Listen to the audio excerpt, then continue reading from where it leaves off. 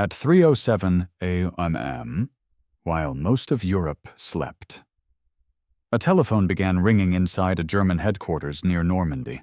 It rang once, then again, and again. On the other end of the line was not confusion, but certainty. Paratroopers were falling from the sky, British voices in the dark, gunfire echoing through hedgerows. The kind of reports that meant only one thing: history had just crossed the point of no return. Outside, the night trembled, far offshore. Unseen guns the size of buildings hurled steel towards the coast. Each impact rolled across the countryside like distant thunder. This was not a drill, not a raid. This was the opening breath of the largest invasion ever attempted by mankind. Inside the headquarters, officers stood frozen, staring at the phone as if it might answer itself. They dialed the commander's number. No response. They tried again. Still nothing, because 60 miles away, in a quiet room in Paris, the man responsible for stopping the invasion was asleep, while young soldiers clutched rifles in the dark, while engines waited cold and ready, while the future of Europe balanced on minutes. The phone kept ringing. That unanswered call would cost 8 hours. 8 hours when tanks did not move. 8 hours when decisions were not made. 8 hours that would decide the fate of D-Day before the sun fully rose. This story is not about cowardice. It is about hesitation, about systems that fear action more than failure, and about how history can be lost, not in battle, but in silence. If stories like this matter to you, stories that reveal how a single moment can change the world, subscribe to the channel and support us so we can keep bringing you powerful, deeply researched history every week. Now a quick question for you. Which mattered more on D-Day? A. Allied strength. B. German hesitation. Comment A or B below. And let's see how history lives on in the conversation. Paris greeted the morning with indifference. Behind thick curtains in a requisitioned hotel near the city's grand avenues, the German general slept in a room untouched by war. The walls were solid. The bed was warm. Somewhere below, a waiter was already setting tables for breakfast, outside. The city rested in a fragile calm that occupation had made strangely routine for months. Paris had become a refuge for senior officers, a place where the war felt distant, almost theoretical. Maps could be unfolded on polished desks. Reports could be skimmed over wine instead of shouted over gunfire. The front, after all, had been quiet, too quiet, and quiet breeds confidence. The general had convinced himself that he would have time. Time to return. Time to react. Time to impose order once the picture became clear. Intelligence had been contradictory. Rumors pointed north. Others claimed deception. In his mind, Normandy was a question mark, not an answer. What Paris offered him was not luxury alone. It offered reassurance, the illusion of control, the belief that modern war, with its layers of command and procedure, could be managed from anywhere. That presence was symbolic, not essential. That subordinates would wait, report, and hold the line until he arrived. This was not indifference to duty. It was something more dangerous: detachment. War does not punish comfort immediately. It waits. It allows leaders to grow used to distance, to believe that responsibility can be delegated indefinitely. And then, without warning, it demands presence, now, not later. While the general slept, events accelerated beyond paperwork and protocol. The kind of decisions that define campaigns are not made in conference rooms. They are made in moments of uncertainty, when imperfect information must still produce action. Paris, that morning, was not guilty. It was simply silent. And silence has weight. By the time the general would awaken and understand what was unfolding, the war would no longer be waiting for him. The battlefield would not pause for explanations, intentions, or regrets. Leadership delayed is leadership denied. History would later remember that absence Not as scandal, not as betrayal, but as a warning that in moments of consequence, where you are matters just as much as what you know. And on that morning, when the future of Europe was being decided minute by minute, the man meant to stop it was far away, surrounded by calm. While the storm moved without him, dawn revealed the tanks exactly where they had been hours before, silent, motionless, and ready. They stood in neat rows beneath camouflage netting, steel hulls dark with dew, barrels pointed toward a horizon already burning. The crews moved quietly around them, checking equipment that did not need checking, wiping hands that were already clean. These men were trained for violence. But what defined that morning was restraint forced upon them. They could hear the war long before they were allowed to touch it. From the north came a low, constant rumble, deep and rhythmic, unlike anything artillery could produce. Naval guns. The sound traveled through the ground and settled in the chest. Every man there understood what it meant. An army was coming ashore. Not tomorrow. Not later. Now. The tanks were prepared for this exact moment. Fuel lines were full. Ammunition racks were loaded. Engines could be started in seconds. Weeks of training had been built around a single idea. When the enemy lands, armor moves immediately. Speed was life. Delay was death. But the order did not come. Instead, there was waiting, long, unbearable waiting. Radios crackled with fragments of reports, half-finished sentences, distant unit calls. None of it added up to permission, and without permission, nothing moved. The men smoked. Some stared at the sky, already thick with the silhouettes of aircraft that were not theirs. Others sat against their tracks and tried not to think too far ahead. In those moments, courage was not about charging forward. It was about enduring stillness while instinct screamed for action. These were not cowards hiding behind procedure. They were soldiers trapped inside it. Every man there knew that the first hours of an invasion were the only hours that mattered. After that, the enemy hardened. After that, the cost multiplied. Engines remained cold. Each passing minute felt heavier than the last, as if time itself had become an enemy. The tanks did not fail that morning. The crews did not fail. What failed was the space between readiness and decision. They waited because they were ordered to wait. And in war, obedience can be as lethal as any weapon. By the time the tanks would finally move, the moment they were built for would already be gone, lost not to enemy fire, but to silence. When orders finally arrived, they did not point toward the sea. Instead, columns of armor were told to turn inland, toward scattered reports of enemy paratroopers, men who had dropped out of the night, cut off, lightly armed, and dangerous, but not decisive. It was a response driven by immediacy, not by meaning. The wrong threat felt closer, louder, easier to grasp. The tanks moved at last, but they moved in the wrong direction. Hedgerows closed in around them. Narrow roads forced columns to slow. Small skirmishes flared and vanished as quickly as they began.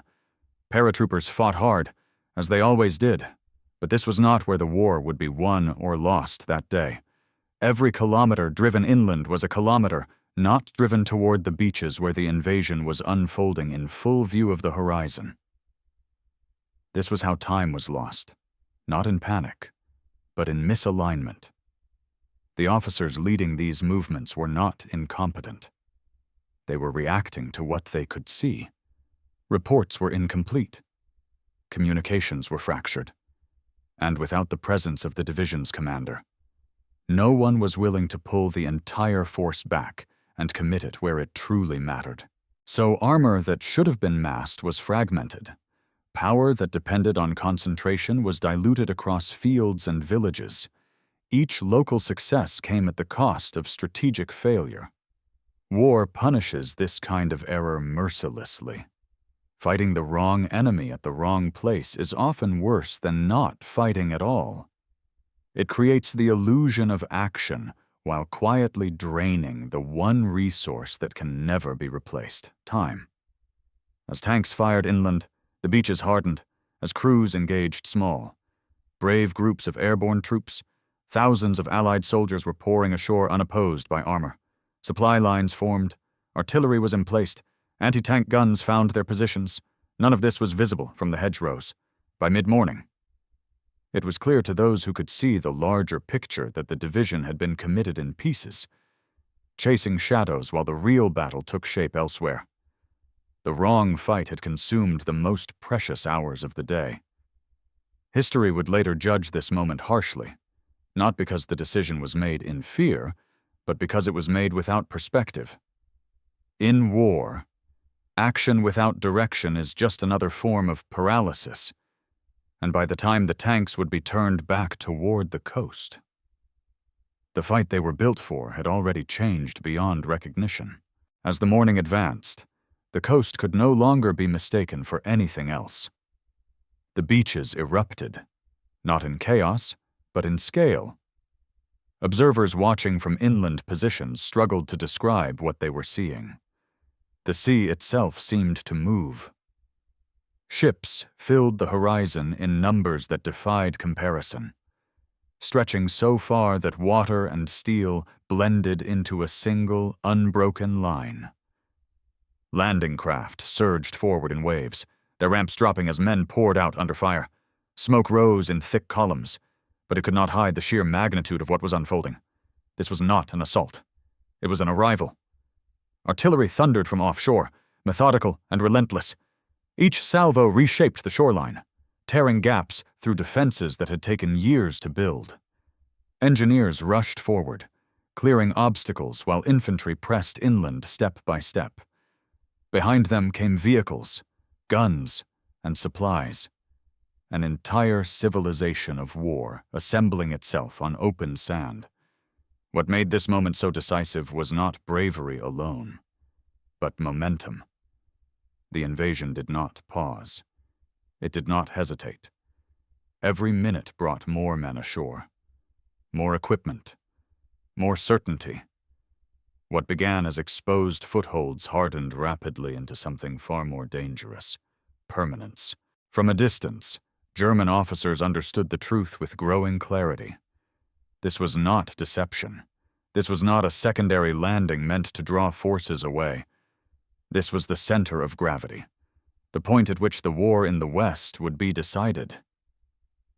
And yet, the force designed to strike at this precise moment was still not where it needed to be. The beaches were loud, violent, unmistakable, but the sound that mattered most was absence. No counterattack, no armored thrust cutting through the surf, no sudden pressure forcing the attackers back into the sea. Instead, the Allies gained what every amphibious assault craves above all else: time. With time came order. With order came firepower. Anti-tank guns found their fields of fire. Artillery batteries established range. Aircraft loitered overhead with impunity, their presence uncontested. What had been fragile at dawn grew stronger by the hour. For the German command, this was the moment when uncertainty vanished. The invasion was real, it was vast, and it was succeeding. The tragedy lay not in failing to recognize the threat, but in recognizing it too late.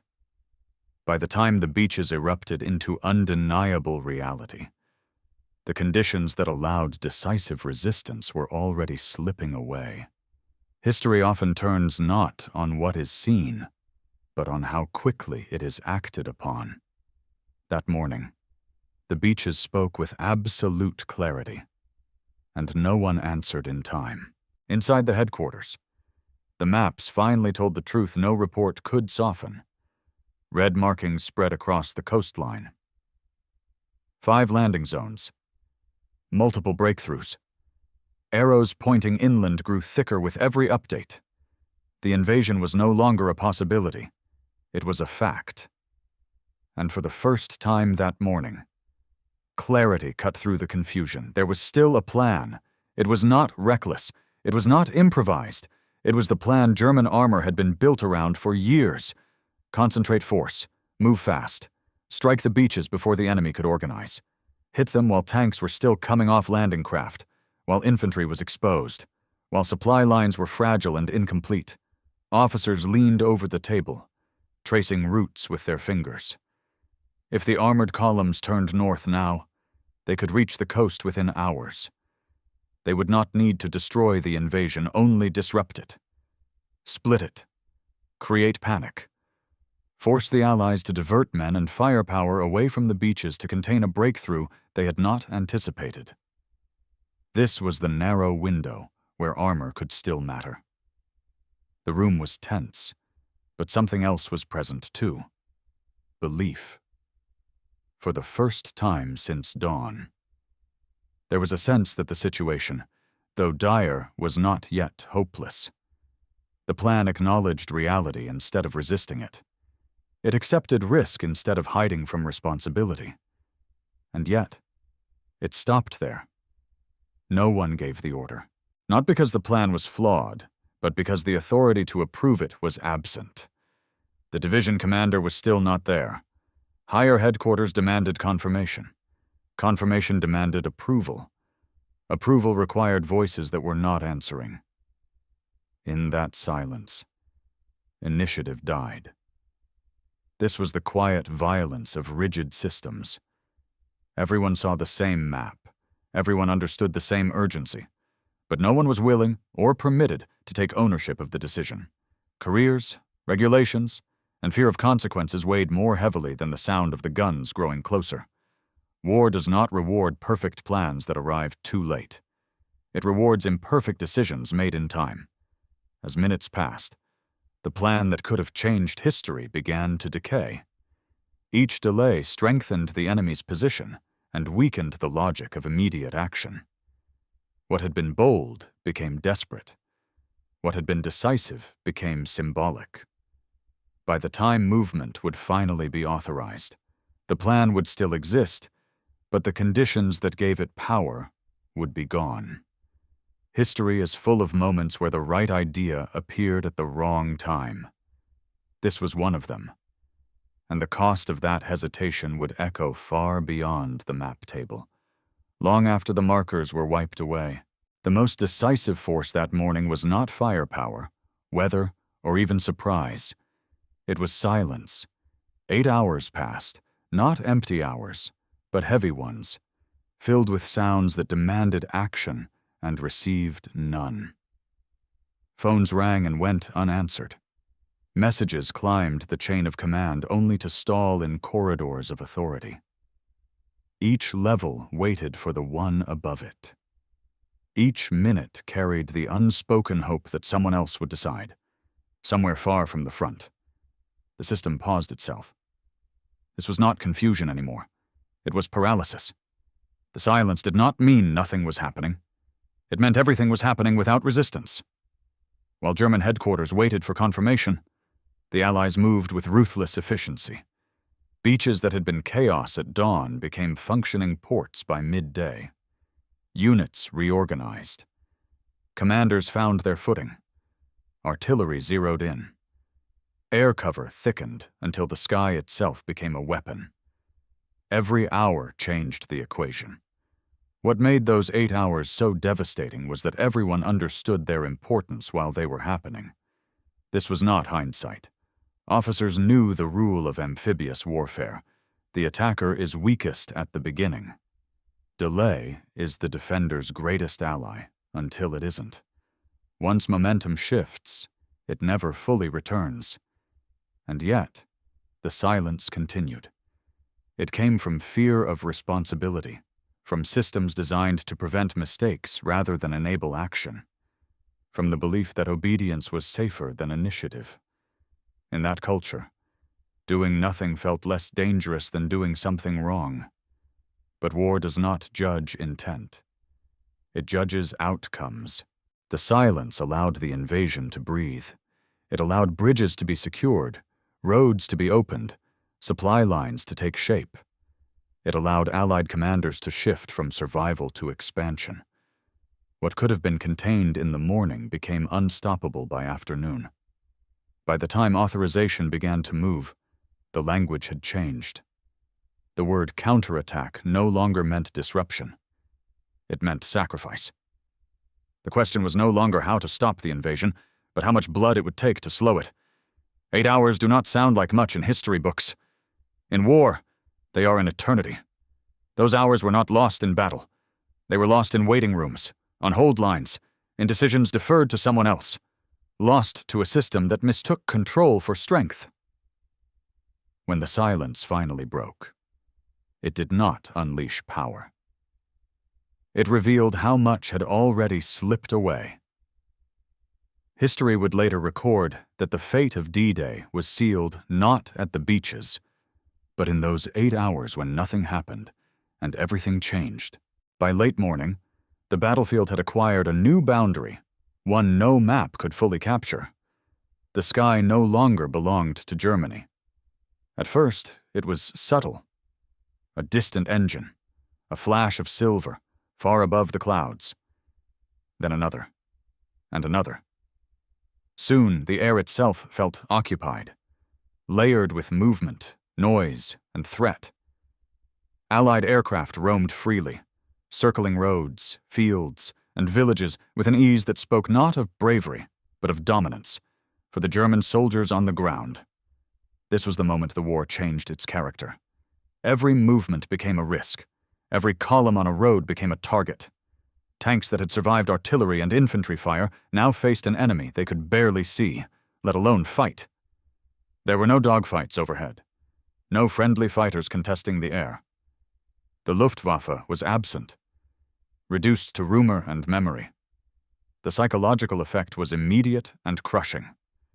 Men learned to listen for a sound that meant death arriving from above. Engines were cut, vehicles scattered under trees. Orders were delayed not by command, but by fear of exposure. What had once been maneuver warfare turned into cautious survival. Air superiority did more than destroy machines. It shattered options. Routes that looked clear on maps became killing zones by daylight. Timetables collapsed. Coordination unraveled. Even the most disciplined units found themselves reacting instead of acting, shaped by what the aircraft allowed them to do. This was not a failure of courage. It was the reality of modern war asserting itself. Tanks without air cover were no longer hunters. They were prey. Meanwhile, the Allies used the sky as a weapon of control. Aircraft did not need to destroy everything they saw. Their presence alone forced hesitation, slowed movement, and compressed time. They bought space for infantry to advance and artillery to settle in. They turned momentum into inevitability for the German command. This dominance closed another door. Even if decisions were made now, even if orders finally aligned, the conditions required for decisive movement were gone. Daylight belonged to the enemy. Night offered only temporary relief. This was the price of delay made visible. The sky, once a shared space of uncertainty, had become a one-sided advantage. And from that moment forward, every German plan had to answer the same question before anything else. How do you move when the air itself is watching? There was no good answer. By the time the tanks would attempt to act decisively, they would do so under a sky that no longer tolerated resistance. And that, more than any single weapon, ensured that the balance of the day and the war had shifted beyond recovery. When the order finally came, it did not feel like relief. It felt like surrender to reality. The counterattack began in the afternoon, long after the moment it was meant to define had slipped away. Engines roared to life at last, not with confidence, but with urgency edged by doubt. The tanks moved north, racing against a clock that had already run far ahead of them. This was no longer a strike meant to shatter an invasion in its infancy. It was an attempt to claw back relevance, Against expectation and against the sky, the armored columns pushed through. They bypassed resistance where they could, ignored what they could not afford to fight, and drove hard toward the coast. For the crews inside those tanks, this was the moment they had waited for since dawn. Not victory, perhaps, but purpose. Then they crested the rise. Below them lay the beaches. For a brief, electrifying instant, history seemed to hesitate. German tanks had reached the shoreline on D-Day. Guns opened fire. Supply dumps erupted in flame. Allied units scrambled to respond. For 30 minutes, steel answered steel. And it appeared, just barely, that disruption was possible. But what the crews saw beyond the smoke changed everything. The sea was not empty. It was alive. Ships filled the horizon in numbers so vast they erased any sense of proportion. Landing craft still surged toward shore. Vehicles rolled off ramps in endless lines. This was not an army struggling to establish itself. This was an industrial force in full motion, expanding faster than it could be threatened. In that moment, the meaning of the counterattack collapsed. They were not attacking an exposed enemy. They were pressing against a tide, and tides do not retreat because a few stones are thrown into them. Naval guns turned.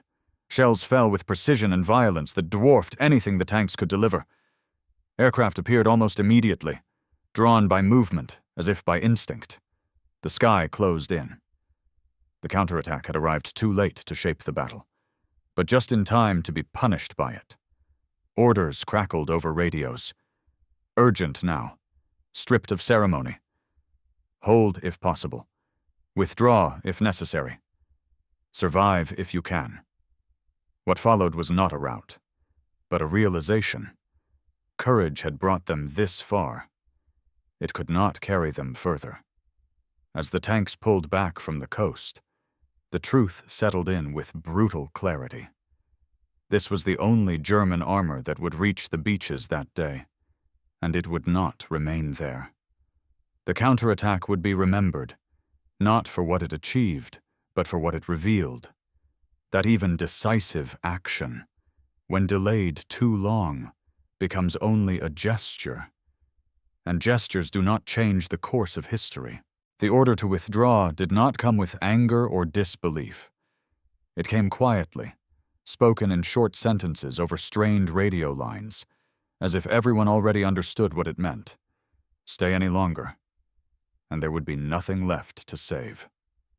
The tanks that had reached the coast now sat exposed against forces too vast to fight and too precise to escape. Naval guns offshore adjusted their aim with mechanical calm. Each salvo landed closer than the last, turning fields and roads into erupting scars. Vehicles vanished in fire. The ground itself seemed to recoil. From above, aircraft returned again and again, relentless, methodical, unchallenged. There was no illusion of balance anymore, no sense of a contested battlefield. This was dominance made visible, pressing down from sea and sky at the same time. For the commanders on the ground, the decision was no longer about holding terrain.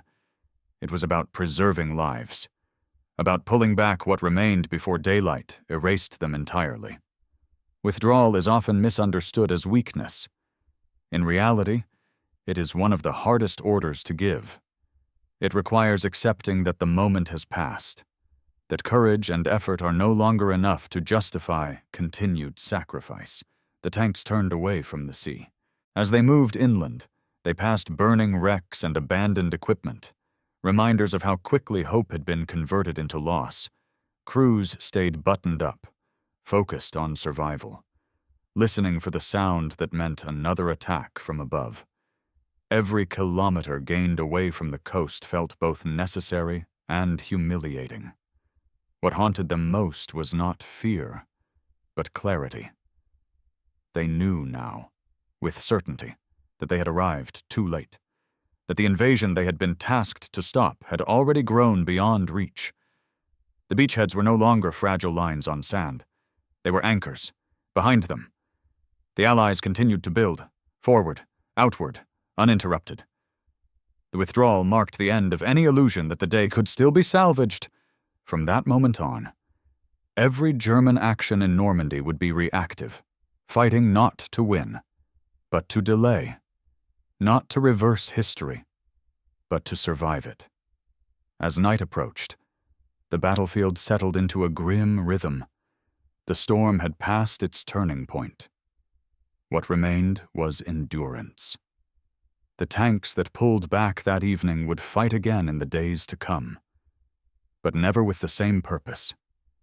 They had seen the future arriving by sea, and they had felt how small resistance became once the moment for decision had slipped away. The withdrawal was not the end of the battle. It was the end of the chance to change its outcome, and history moved forward, indifferent to how hard that realization fell on those who lived through it. The true cost of that day was not measured on the beaches alone. It unfolded slowly. In the weeks that followed, as the consequences of waiting became impossible to escape, what had been lost in those first hours could never be recovered, not with courage, not with sacrifice, not with reinforcements arriving too late. The armored forces that should have decided the battle were instead consumed by it, piece by piece. Each day brought new orders to counterattack, to hold, to delay. Each day the sky answered first. Columns were broken apart on the roads. Fuel and ammunition burned before they could reach the front. Units arrived exhausted, fragmented, already diminished. The men inside those tanks understood the pattern. They were no longer fighting to stop the invasion. That fight had ended before it truly began. Now they were fighting to slow something unstoppable, trading ground and lives for hours and days that could not change the outcome. Normandy became a grinding machine. Villages turned into rubble. Fields became graveyards of steel. What remained of the armored divisions was worn down under constant pressure, not by a single decisive battle, but by relentless superiority, air, artillery, logistics, all working in harmony. The general who had been absent at the beginning would spend the rest of the campaign chasing a moment that no longer existed. Orders came faster now. Decisions were made. But timing had turned against him. Initiative, once lost, rarely returns on demand. This Wampa was the price of hesitation. Not a dramatic collapse, but a slow erosion of possibility. For the Allies, those 8 hours meant survival. For Germany, they meant inevitability. Beachheads became ports. Ports became supply arteries. Supply became momentum. And momentum became liberation. History would later debate whether a faster response could have changed everything. Some would argue it might not have mattered in the end. But that debate misses the deeper truth. What was lost was not certainty of victory. It was the right to contest the future. In war and in life, there are moments when action is the only currency that still holds value. When waiting feels safe, but costs everything. D-Day proved that decisively. The invasion succeeded not only because of Allied strength, but because time itself took sides, and it sided with those who moved while others waited. The cost of waiting was not just Normandy. It was the moment when history chose its direction and never looked back. The story of that German general is not remembered because of who he was, but because of what his absence revealed. He did not lose the day through cowardice, ignorance, or lack of resources. The tanks were there. The men were ready. The plans existed. What failed was timing and the courage to act when certainty was impossible. While he slept far from the front, a system built on control, permission, and fear of mistake froze at the very moment it was supposed to respond. By the time decisions were finally made, the battlefield had already changed beyond recognition. His story reminds us that history is rarely decided by a single dramatic moment. More often, it is shaped by delays that feel reasonable in the moment but become catastrophic in hindsight. 8 hours did not sound like much. Yet in those hours, an invasion transformed from fragile to unstoppable. Initiative shifted. Momentum hardened. Possibility closed. The deeper lesson reaches far beyond war. In our own lives, we often wait for perfect information, for approval, for the right moment to act. We delay difficult conversations. We postpone bold decisions. We tell ourselves there will be time later. And sometimes there is, but sometimes there isn't. Opportunities, like invasions, have windows. Miss them. And no amount of effort can recreate the conditions that made success possible. Leadership, whether in business, family, or personal growth, is not about always being right. It is about being present when action is required, about understanding that hesitation carries a cost.